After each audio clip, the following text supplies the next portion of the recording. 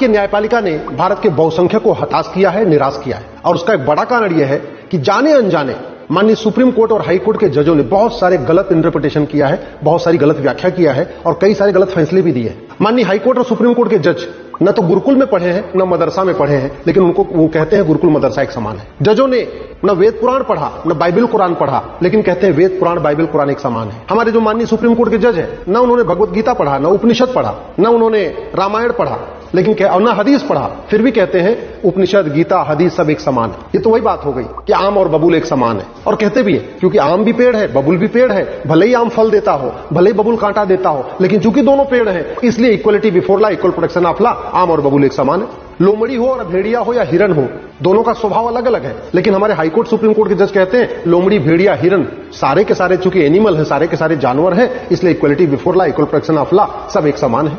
ये सबसे बड़ी दिक्कत आ रही है। हमारे हाईकोर्ट सुप्रीम कोर्ट के माननीय जज न उन्होंने धर्म को समझा, न उन्होंने मजहब को समझा, न उन्होंने मनुस्मृति में जो धर्म की व्याख्या है, हमारे उपनिषदों में धर्म की व्याख्या है, उसको कभी पढ़ा ही नहीं।